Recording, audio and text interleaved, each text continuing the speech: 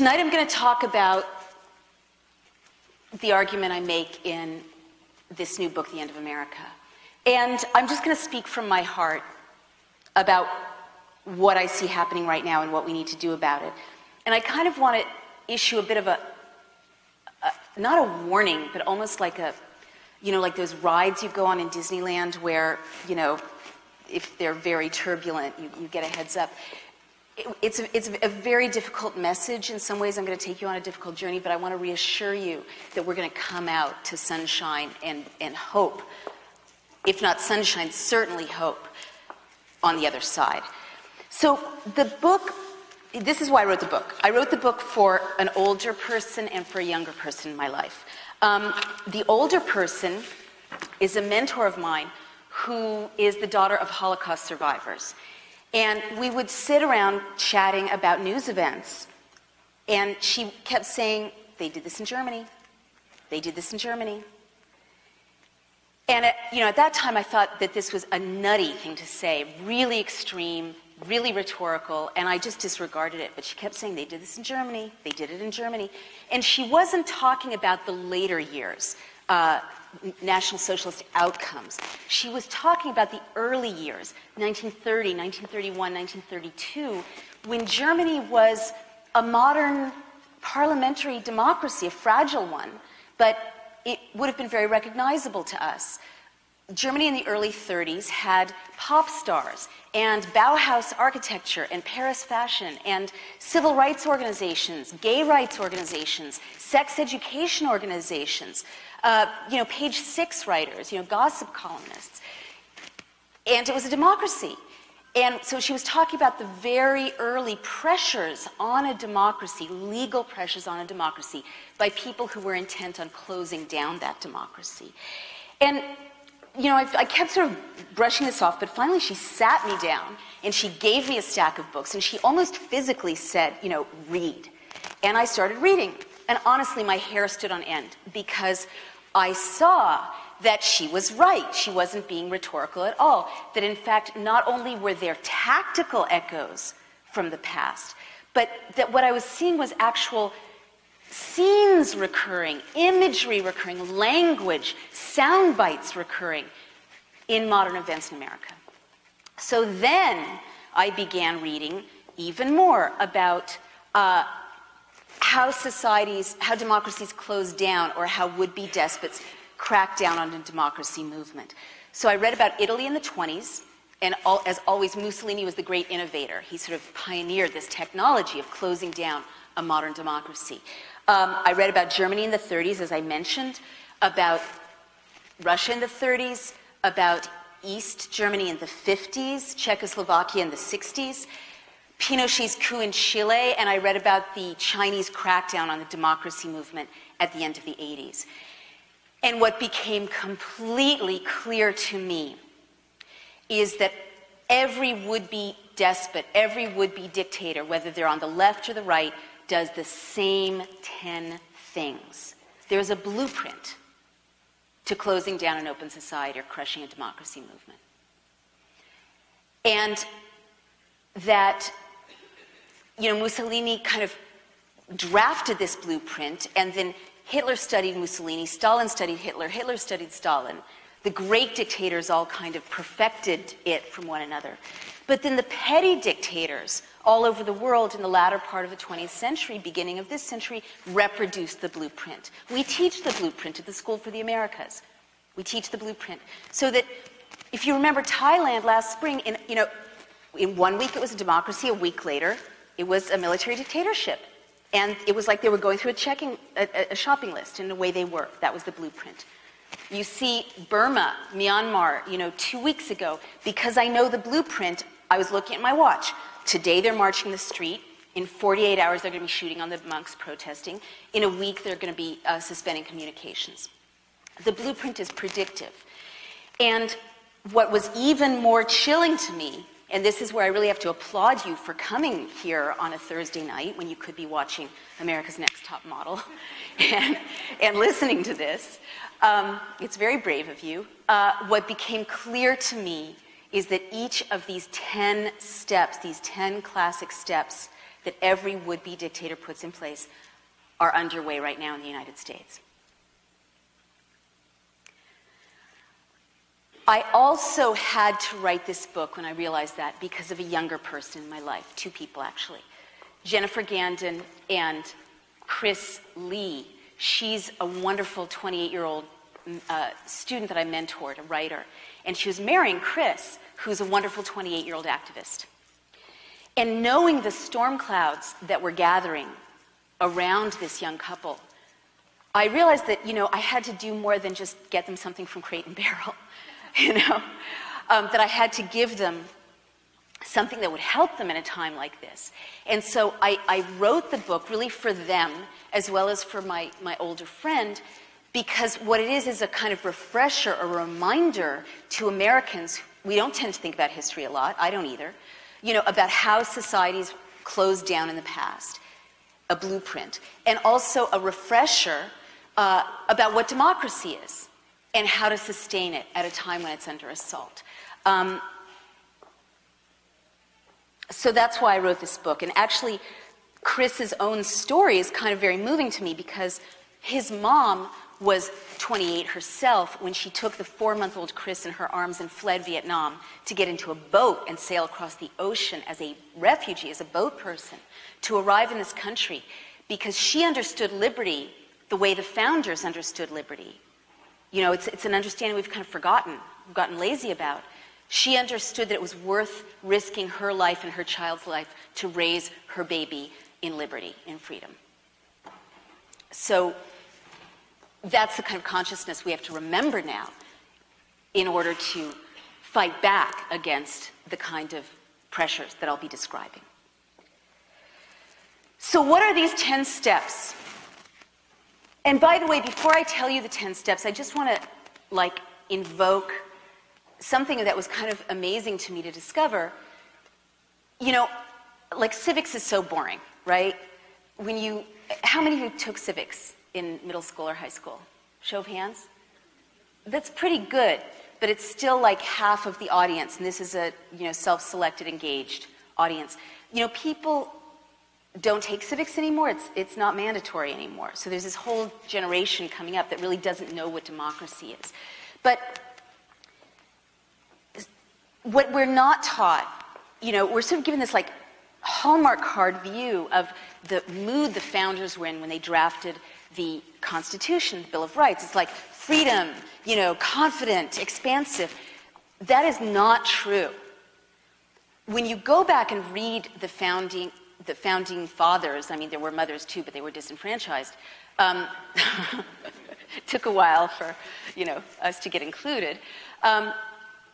You see that they were writing in a state of dread and fear because the founders knew in their bones that an American despot could easily arise in America to oppress Americans. They knew it. They knew it from their own experience. They had fled, or their parents had fled, countries where, like in England, Tom Paine was tried for sedition, for writing The Rights of Man. He could have been hanged by the Crown for writing that book. Countries where Quakers were tortured by the state for their beliefs. That's why they came to Philadelphia. And so the founders, in their hearts and their lived experiences knew what tyranny was. And so they wanted to create a place where you were safe from that kind of oppression. And that's why they set our system of checks and balances as they did. Checks and balances, what a boring term, right? I mean, we are not taught that this system is this sexy, passionate, amazing, inspiring concept, this radical vision of human self-determination. But they knew without a doubt that it was human nature to abuse power if power was unchecked, and that was why these checks and balances were so important. So what are these 10 steps that so profoundly assault the founders' vision and put us at risk? The first thing every would-be dictator does is to invoke a terrifying internal and external threat. And very often this threat can be real, and they'll hype it or use it manipulatively. For example, Stalin talked about sleeper cells. Who's heard that term in the last 6 years? Right? Right. Now, had you heard that term in the 80s or 90s? I hadn't. What are sleeper cells? Stalin said sleeper cells are capitalist agents, meaning us, capitalist terrorists, who were dressing like Soviet citizens, acting like Soviet citizens, hiding among good Soviet citizens sneakily, waiting for the moment, perhaps for years, when at a signal they would rise up and create anti-Soviet terrorist mayhem. Right? So this was a hyped threat, didn't exist. It's a narrative that recurs, and what you'll see in what I'm sharing with you is that it's almost like someone in the Bush administration has gone back and seen what worked and just basically lifted those images, that language. Homeland, Heimat, right? Embedding of journalists. Goebbels pioneered the embedding of journalists. Leni Riefenstahl was embedded with troops going into Poland. Take a look at Mission Accomplished and take a look at the scene in Triumph of the Will where the Fuhrer is descending in a plane and greeted by his uniformed staffers, and he says, we need your support in accomplishing our mission. So many echoes. I mean, I started feeling this feeling of deja vu when I was like, okay, people are burning Dixie Chicks CDs. CDs don't burn. They emit toxic smoke. Why is this so familiar? And of course, Goebbels in 1933 staged spontaneous gatherings of students where they burned books. And again you see these echoes. So Stalin's was a hyped threat, but Pinochet told Chileans in 1973 about a real threat. There were really armed insurgents, but then he hyped it with fake documents, which is something despots often do. And remember, we saw fake documents when the White House showed the yellow cake documents, that there's a whole book saying everyone's like, no, they're fake, they're fake. But they said, oh, Niger is buying uranium. I'm sorry, Iraq is buying uranium from Niger. We can't wait for the smoking gun to come in the form of a mushroom cloud. And so we were duped into invading Iraq. So similarly, Pinochet held up what he called Plan Z, fake documents that purported to show that these armed insurgents were going to blow up all this infrastructure and assassinate all these leaders at once. Fake, but it terrified Chilean citizens so that they didn't fight hard for their democracy when the coup was attempted. The second thing a would-be despot always does is to create a secret prison system where torture takes place that is outside the rule of law. And very often, they will also establish military tribunals that strip prisoners of due process. Again, Lenin was the innovator this time, but Mussolini studied Lenin and developed his system called Confino. Hitler studied Stalin and developed the People's Court system. I beg your pardon, Hitler studied Mussolini with the People's Court system, and Stalin studied Hitler. And so what happens when you have a military tribunal system and a secret prison system outside the rule of law where torture takes place is that it starts to put pressure on the rest of civil society. And I'll tell you how. Now, this is really difficult. But this is I've started to offer $50,000 for anyone who can do this, even though I don't happen to have $50,000 handy. But I invite you to name a society that created a secret prison system outside the rule of law where torture takes place that didn't sooner or later turn the abuse against its own citizens.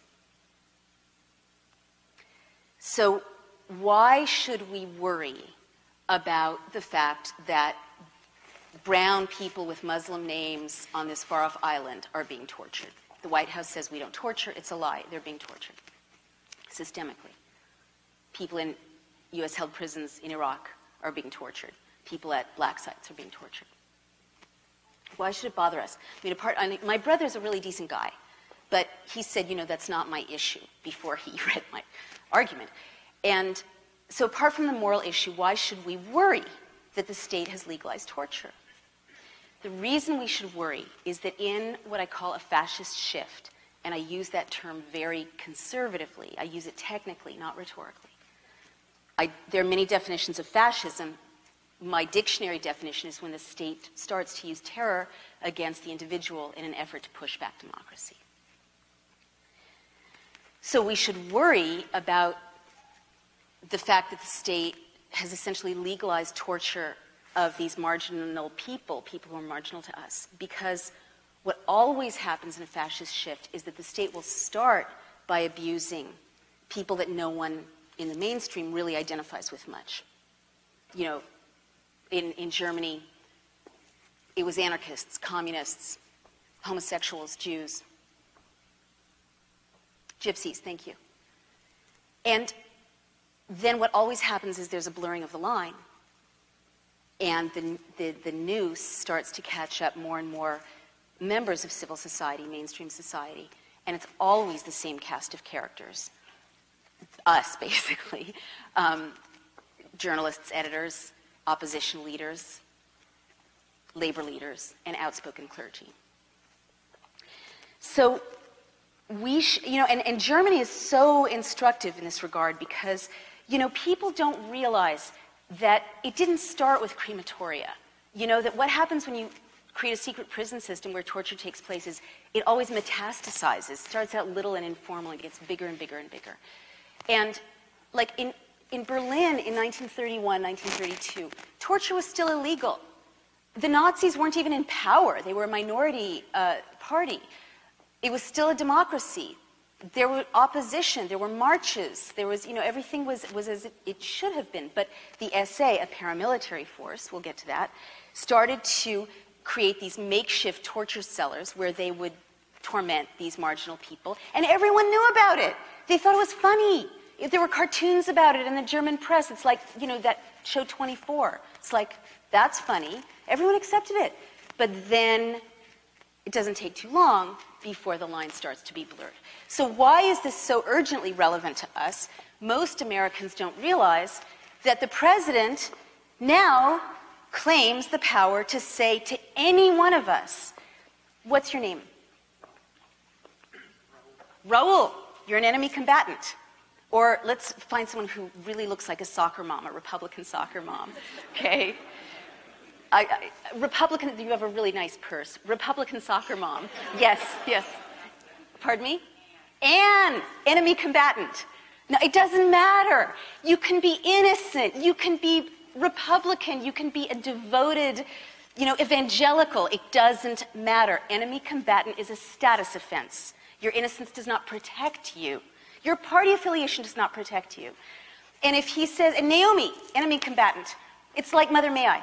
If he, on his say-so alone, he can name you or me an enemy combatant, and they can't torture us yet, but they can take us to a Navy brig, to a 10 by 12-foot cell, and keep us in American citizens, innocent American citizens, in solitary confinement for up to 3 years, making it difficult for us to see our families, to contact our lawyers, difficult to have charges filed, okay?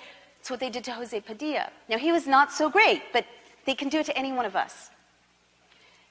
Now,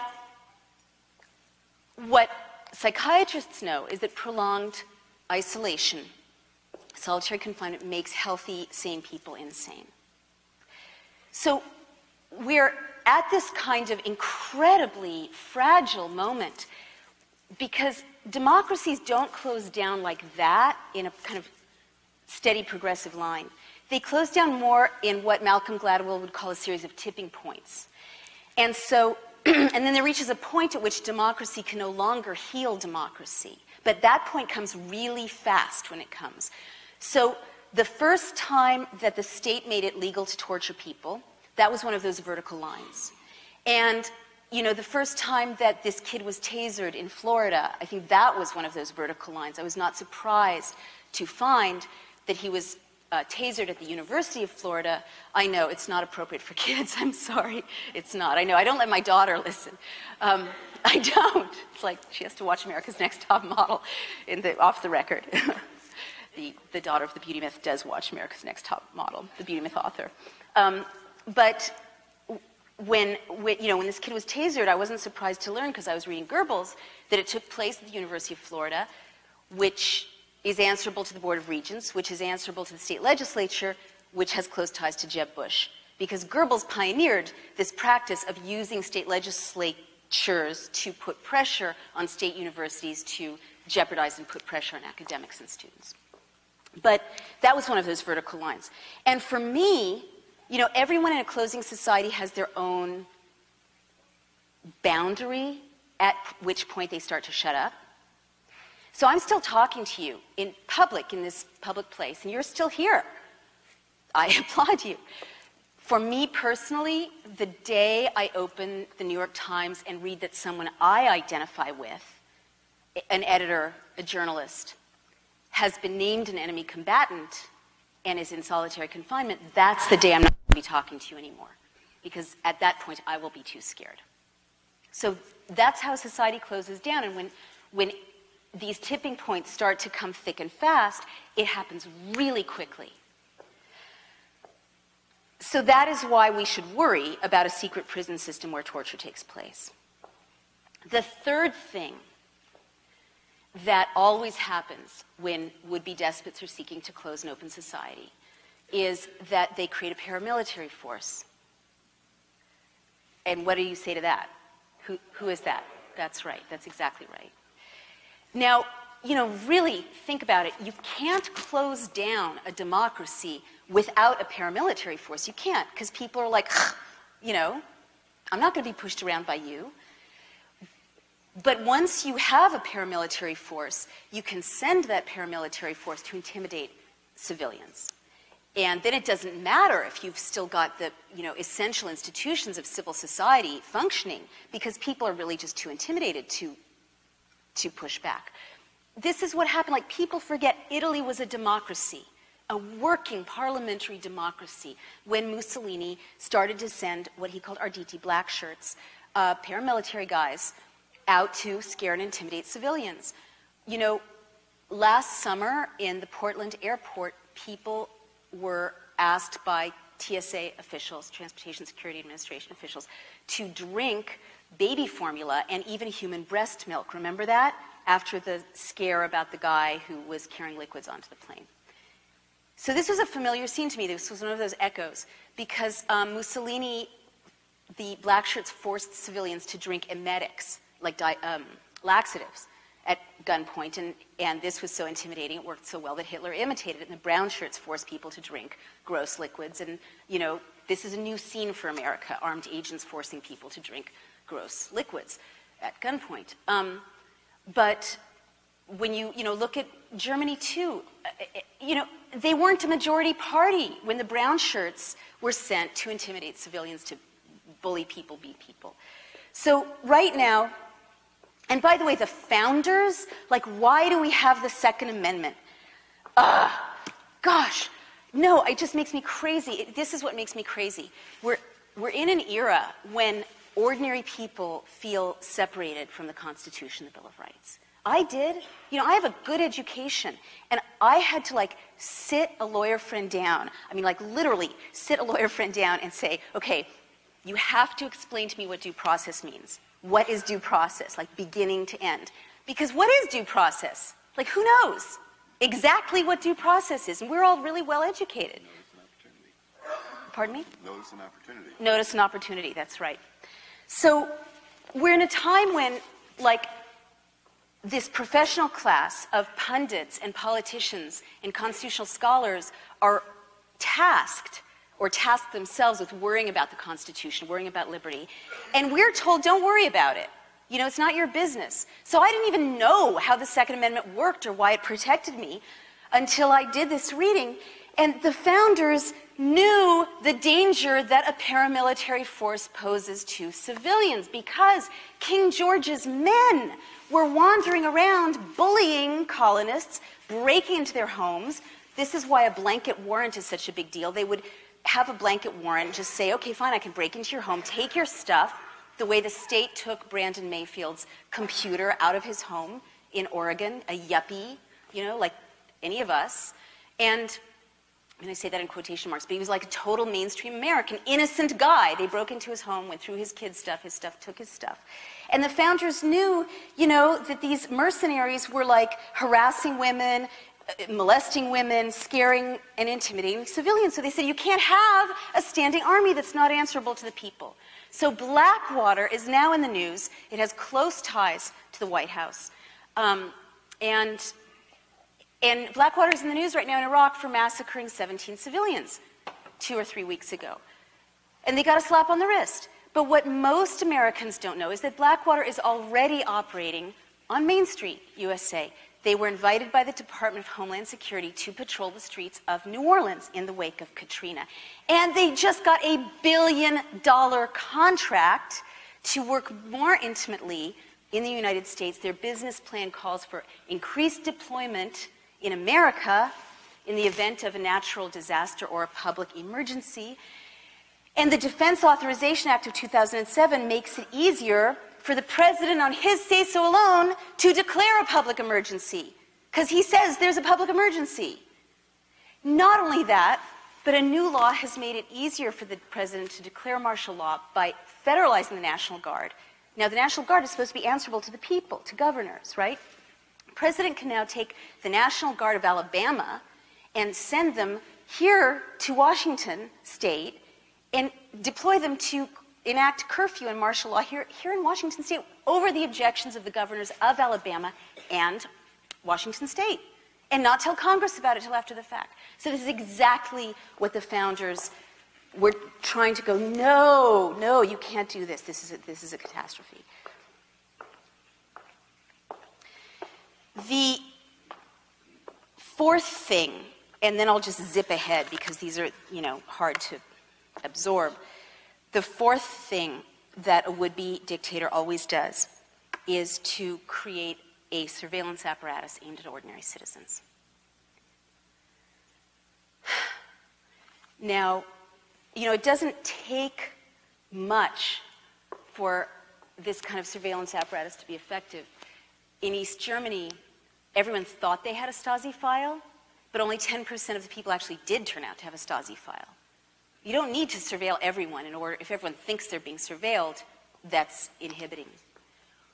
Why is this so, personally freaking out to me, this surveillance?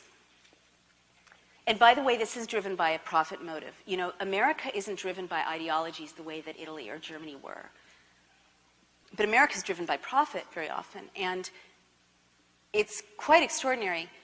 When the Berlin Wall fell, the third of the U.S. economy that is defense manufacturing was facing a declining market share because we lost our global enemy. And what do you have to do if you're losing a global enemy and you're the defense industry? Make a new enemy, exactly. They were looking at a real economic catastrophe unless they could hype a new enemy, enter the global war on terror. And what happened was that these weapons manufacturers who used to make Cold War weapons shifted their manufacturing to what's called the security industrial complex technologies, surveillance and security. And they have lobbyists, and their lobbyists work closely with Homeland Security. And it's this, again, multi-billion-dollar industry. And so the best way to make sure that you're going to have continued profits is not just to hype a relatively minor enemy, serious but minor, the way that England and Spain sees the terror threat as serious but not a global war, right? Gordon Brown has said it's a crime, not a cause. It's not a global war. The way you make sure to generate profit is to be sure that the enemy you create is us, that we are the enemy in need of surveillance. So why is this so personal for me? For about a year and a half, every time I got on a plane, are you guys okay? Yeah. No, I always ask this at this point in the talk because, it's a lot. But I do admire Americans because they're like, we can handle it. No, seriously. I sometimes feel overwhelmed by this stuff. I often do. Well, for a year and a half, every time I got on a plane, I would get a quadruple S, high-risk security threat symbol on my boarding pass. Now, I'm a short Jewish girl from New York. And in what way do I fit a global terrorist profile? The short Jewish girls with their credit cards rampaging through the globe, the big threat. But I was always taken aside and given extra searching, and I kept asking, why are you doing this? Why? Finally, a nice young woman from the TSA said, "You're on the list." And I'm like, "The list? I'm on the list?" And her supervisor sort of hustled her away. And I did some research. I reported it out, and I was in very good company. Richard Murphy, the nation's foremost constitutional scholar, who had just given a speech, he's a Princeton scholar, critical of Bush's assault on the Constitution, was on the list. Two nice little old ladies from San Francisco who run an anti-war newsletter called War Times are on the list. I just heard that one of the leaders of Code Pink, the anti-war group, was turned back from Canada. She was not allowed to cross the border, which is a classic fascist tactic of closing borders to critics and dissidents. She's on the list. Two staffers at the ACLU are on the list. One of the leaders of Greenpeace is on the list. I get these emails I can't bear to open. A decorated war hero started crying when I spoke to him 2 days ago when I was in Denver because he'd flown all these combat missions. He was so brave, but he broke down when he was describing how not only is he on the list for having criticized the administration, his family's on the list. His 15-year-old child is on the list. So this is very bad because, if you follow the Washington Post, you see that the level of surveillance that is now directed at us is at such a high level that when you get on a plane, they know what you're reading, who you're sitting next to, where you're going when you get off the plane, and what the phone number is of the person you're going to visit. It's gotten to the point where before I got into the line for security at LaGuardia, I realized I was carrying a copy of Tara McKelvey's book Monstering, which is about CIA interrogations, and some of it is classified information, as all good reporting is based on classified information. And I threw it away, a $30 hardcover. I put it in the garbage because, I was too scared to go through security with it. So it's very, very bad when there's a security apparatus aimed at ordinary citizens because you start by getting on the no-fly list or the watch list, but there are lists, and this is a classic fascist thing to do. They did it in Italy, they did it in Germany. You get on the list, and pretty soon welfare benefits, job opportunities close down if you're on the list. And other unpleasant things happen. When I got to Vermont, where I was copy editing this book, I had my computer inside my suitcase, and I got to my hotel room, and I unzipped my suitcase, and on top of my computer was a letter from Homeland Security in my suitcase. So it's not good. So I'm going to just zip through some of the other steps. The fifth thing you do in closing down an open society is arbitrarily detain and release citizens. You infiltrate citizens' groups. The ACLU has many lawsuits against the infiltration of ordinary groups here in Seattle. I'm sure anti-war groups, environmental groups, total non-terrorist groups are, if it's typical of the rest of the country, being infiltrated by police or intelligence agents who dress like you or me. In fact, they're possibly here tonight. And no, seriously, hello. Yes, right? And you infiltrate citizens' groups, and that's an important piece in breaking down democracy because then citizens don't have the trust level of working effectively together. You target key individuals. I mean, there's some amazing examples of this. And again, I keep getting emails every day. Everyone from the JAG military lawyers, these patriotic lawyers, probably most of them Republicans, who were told to sell out their clients, the detainees, and refused to because they're lawyers. They're not allowed to do that. It would violate their oath. And their careers were derailed. To Bill Maher, who said one thing and pressure was put on CBS, on his parent company to fire him. To Dan Rather, who just brought a $70 million lawsuit against Viacom for being ousted because of White House pressure. This is, again, a Goebbels tactic that you target key individuals, people in the press, academics, people in the media, performers, the Dixie Chicks, so that people see that you crash and burn or there are repercussions if you stand up. You restrict the press. is the next step. And the classic example of this is, remember the Swift banking story when the New York Times under executive editor Bill Keller reported this classified program that the White House was following banking, financial records.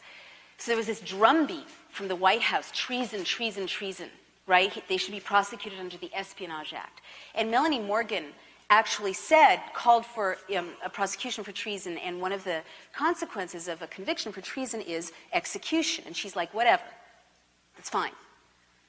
So this was really scary to me because I was reading, in a strong democracy, that's just hype, that's just language. It's just like, oh, God, they're at it again, the right wing. But in a weakening democracy, it starts to get not so funny. And really not funny when you're reading Stalin, and you find out that in 1937, Nikolai Bukharin, who actually was the publisher of Izvestia, which was the equivalent of the New York Times for Russia at that time, was charged with treason and actually executed in the Third Moscow Show trial. And this espionage, what happens in a closing society is there starts to be a drumbeat of words like terrorist, enemy of the people, sabotage, espionage, treason. And the definition of terrorist or traitor or spy starts to expand and expand, entangling more and more people, more and more criminalization of speech. So, for instance, the blueprint is so predictive. Because of what I know about the blueprint, I could tell when a law was passed last fall expanding the definition of terrorist to include animal rights activists, I knew that within about 6 months, people who looked like the boy or girl next door would be called terrorists and prosecuted. And that's exactly what happened by about March, about 6 months later. By the same token, we were talking about the blurring of the line and how predictive it is. You know from history that the first people to be tried under the Military Commissions Act are likely to be white and English-speaking. And in fact, David Hicks, a white English-speaking prisoner, was among the first to be tried by the military commissions. It's so predictive that the tasering of this kid happened right, like according to the clock. So, there's this drumbeat, espionage. There was this drumbeat to charge people who released or revealed classified information with the 1917 Espionage Act. This sounds sensible. We're at war. You don't want spies. But the history of the Espionage Act, and I didn't know this until I read about it. The Espionage Act was last used during the drumbeat running up to the Great War, the First World War. And it was used to round up people like us, again, critics, anti-war activists, journalists, people who were fighting child labor without warrants, mass arrests, people were beaten, and Eugene Debs got a 10-year sentence under the Espionage Act for giving a speech about the Constitution. And the Espionage Act arrests quieted dissent in this country for a decade. So it is not a happy thing, the invocation of the Espionage Act against Bill Keller. And, there are other examples of horrible things happening to journalists. Greg Palast, who wrote Armed Madhouse, was investigated by Homeland Security. And staffers for Associated Press and CBS have actually been seized in Iraq because the U.S. didn't like the images and stories they were producing. And, they were held without charges in abusive U.S.-held prisons. So it's very bad. And the last two things you do in a fascist shift when you're closing down an open society, I mentioned you recast criticism as espionage and dissent as treason. Remember, Hillary Clinton was called a traitor for criticizing the deployment of the war. And the last thing that happens is that you subvert the rule of law or simply declare martial law.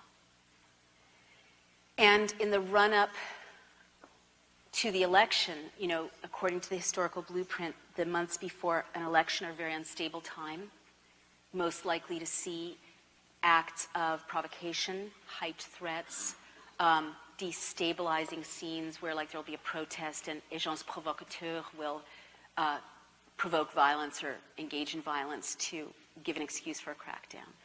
But more sort of routinely, at the end of my argument, I play out a series of what-ifs for this last point in the classic fascist shift, which, God willing, we're not going to get to because we're all going to rise up right now and save the country. We are. But what is more likely to happen is something more subtle. Remember the U.S. Attorney scandal? Okay, so when I first heard about it, I was reading Goebbels. He was so brilliant.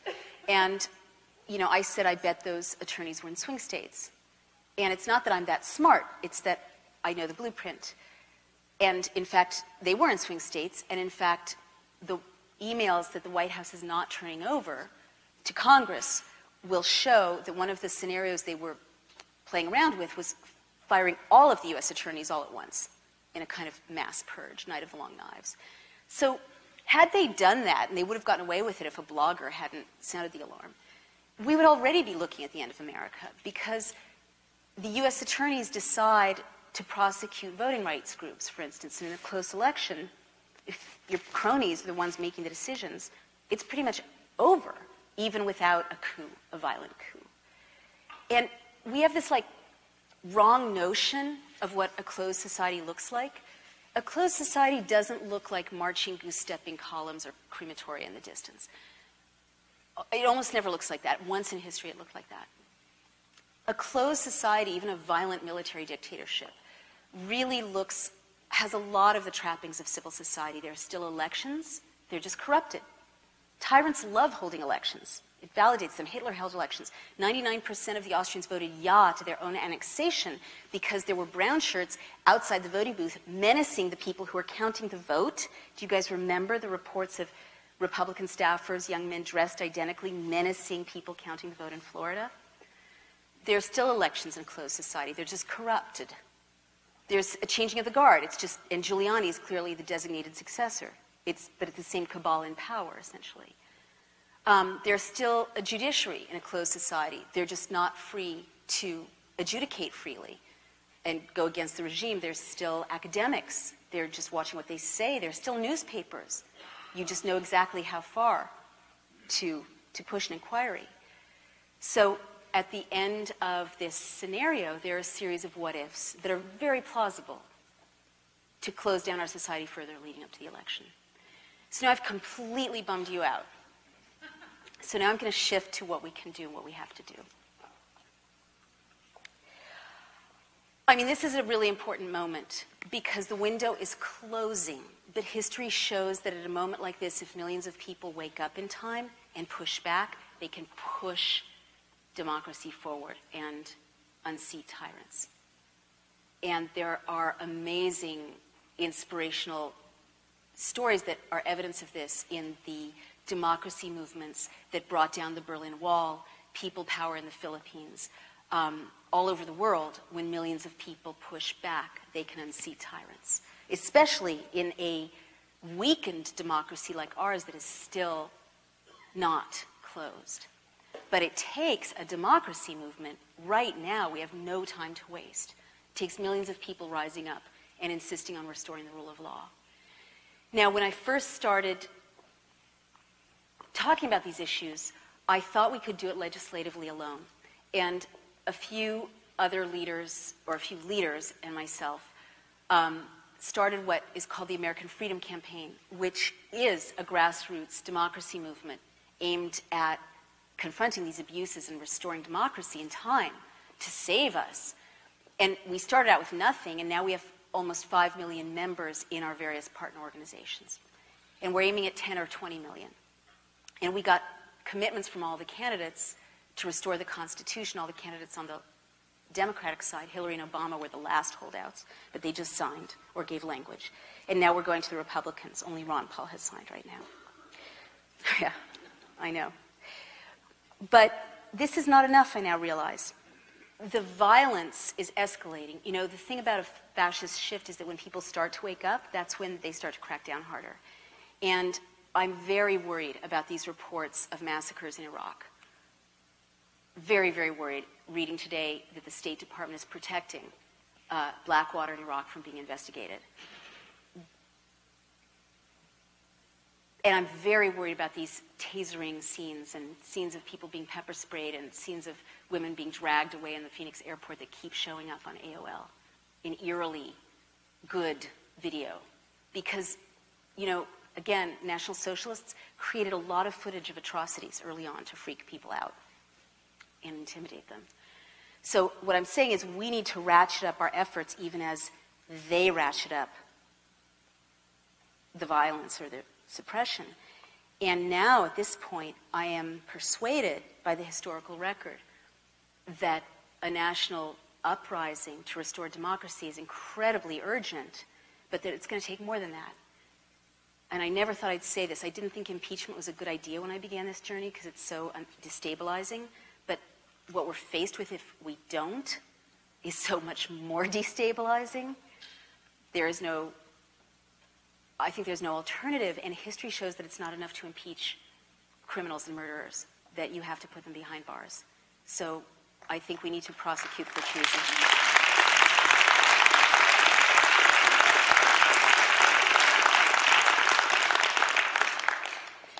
So I will end this by saying that if we all take on the Patriots' task, and it begins with a revolution, as Gloria Steinem would say, from within, there is every reason to believe we can save our country in time and restore liberty to our neighbors and our children and ourselves. But what it takes, I want to send you home tonight with a completely different idea of what your job is than you might have thought.